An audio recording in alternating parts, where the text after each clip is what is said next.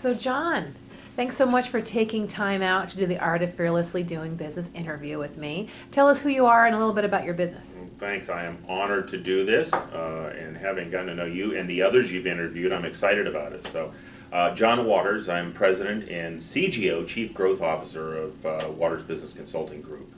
And we basically help businesses get unstuck, those businesses that are trying to improve and grow to the next level. And often what we find with business owners, they're all wanting the same thing. They want to grow and earn more income, work less, and sell the business later. So how do we do that? We help them create that blueprint.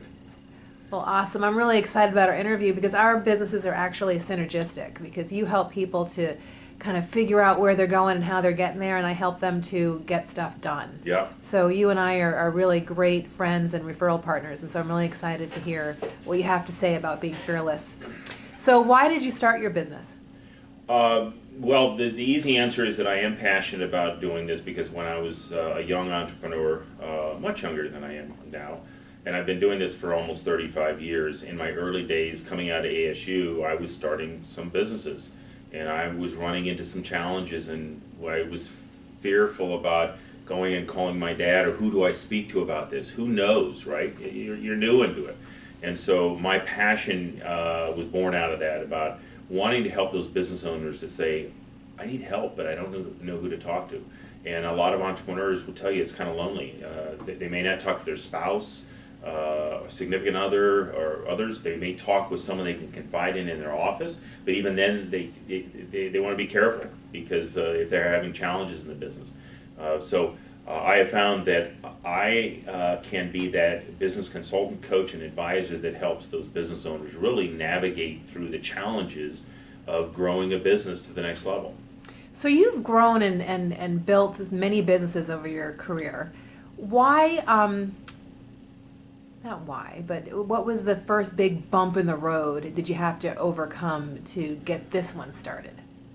Like, what was the first big fear? So yes, I've grown 9 different companies, small to large. The last one that I was involved in was at about $7.5 million. We grew that to about $45 million in revenue over about a 7-year period, although I was there about 11 years. And there were a lot of challenges with that, as there were with other businesses, so there's significant bumps, but all those helped to provide me the foundation and the experience in order to do what I do today, which is business consulting and coaching. So I said, easy enough. I made an offer to purchase a division with a company I was with. It was rejected. I went, there's my decision. I wanted to get into business consulting. Now's the time when the economy's down, because if I do well with these clients, they'll be with me for a long time, which has proven to be the case. However, in jumping into that, I thought, I've grown businesses. This is easy, and I wasn't cocky, I was just confident. So I went out there and I said, I'll have clients and we'll be rolling. Well, I did get clients within the first 2, 3, 4 months, but it was a huge challenge in the first couple of years. I didn't realize how much of a challenge, certainly in a tough economy, but at the same time, what it takes to build this type of business versus selling another type of product or service. This is like professional services, and it takes time. And I finally got over those humps by about the 3rd year, and I share with clients, there were days on Mondays I said, this sucks. I don't want to do this. And I said, wait a minute, you committed to this. What is your plan? Are you working the plan? Is the trend working? And I went, it's working. So I tell myself that in the mirror, so I continued on that plan. And that really fueled my ability to coach others to do the same thing, because I was struggling at certain points in growing this and hadn't before. So it was great for me to go walk through those experiences. And there were many days, many weeks that I was fearful of just going, where do I go back to? Okay, I mean, I've been CEO of my own companies and I'm not getting this thing moving. And what I kept looking at were the metrics that said, you are getting results in these areas, just keep pressing. And so then the results began to happen.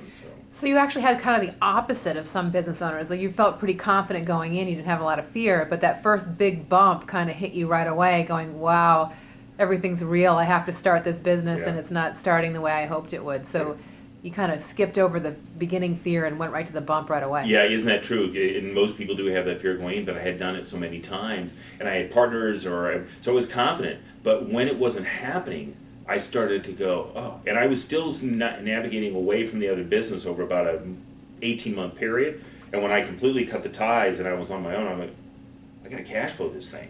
And so, yeah, it was, many days just frustrated and, do I quit? Do I go to work for Home Depot? I'm like, no, we're not doing that. So yeah, there were some real challenges and some scary moments and some despairing moments. And because of it, though, it truly does give me the confidence in working with other business owners who have faced it. Because I had never really faced those types of valleys. So the irony is that the first big bump in the road of not getting started right away really makes you a better consultant. Yeah. Because now you can actually have experienced that fear and you can coach people Empathize, through it. Yeah. So what's the thing that's kind of makes you the most nervous now? Like what's the biggest challenge right now in your business? Oh, really good question. Again, I think because of the experiences I've had, I've encountered so many challenges that there's not much that scares me or frightens me. That would be a long story over several cups of coffee or beers on the challenges that I faced. And so that gives me the confidence in working with clients. But in my own business, I saw success start to become my biggest enemy. And it often is. And that saying's out there and quoted many times that the biggest enemy to success is success itself. So I started to see success by third year, fourth year, fifth year. I said, I got this. Referrals are coming. I thought, I don't need to press on the marketing. It's working, but I don't need to press on it. And then all of a sudden I had some voids. And because this practice is different than other businesses I had, I realized, okay, I've got to develop a different marketing strategy to continue to keep the pipeline full. Because people don't convert as quickly. It's not like they're coming and buying coffee or they're doing a home renovation improvement. It's a different market because you're dealing with people who, when they encounter the need for my services, our services, it's usually when they're at a challenging point in their business.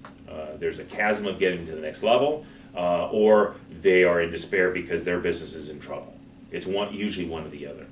So they kind of have to get to that point where they're really ready to pull the plug, and that takes time to make that decision sometimes. Right. So we have to have our name out there top of mind at all times. So when that happens, and if you talk to my clients, they'll say, I got to a point, I just went, who was that guy? And I've got one, he found my card, and said, I called him and said it was the best decision that they had made. And so those are the great stories that continue to fuel me in doing what I do. So what can you tell other business owners about what you've learned about being fearless? It sounds like tenacity, sticking to it, getting back to grassroots and sticking to your marketing plan are all things that you've done. But on an emotional level, on a personal level, what can you tell people about fearlessness? Well, it's been said that entrepreneurs, we show a certain sense of confidence, but really deep down there's a sense of, am I as confident as I think I am?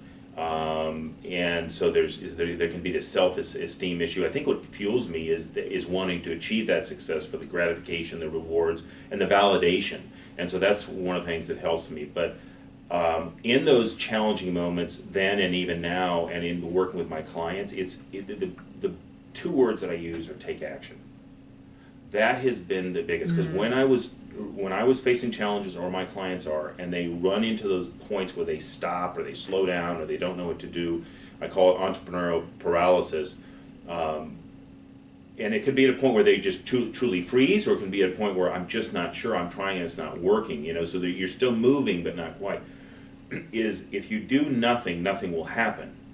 So yes, take action against a plan, ideally, but do something. Pick up the phone and make a call to a prospect, follow up with someone. And that really, when I realized, as long as I'm moving forward every day, taking action on something, then I'm going to be successful. The inertia. Yeah, that deer caught in the headlights paralysis, so you just kind of don't know what to do next kind of thing. Just do something. Even if you make a mistake, just do something. Right. It's better to make a mistake than do nothing, right? Right, the old saying that I'd rather make a mistake doing something than not know whether I'm going to make a mistake because I didn't do anything about it. I just sat there. Right? So. Well, John, I appreciate your time. I look forward to seeing you at the Art of Fearlessly Doing Business opening at the Walter Gallery on May 14th, and I hope you have a good rest of your day. Thank you. I look forward to it. Thanks.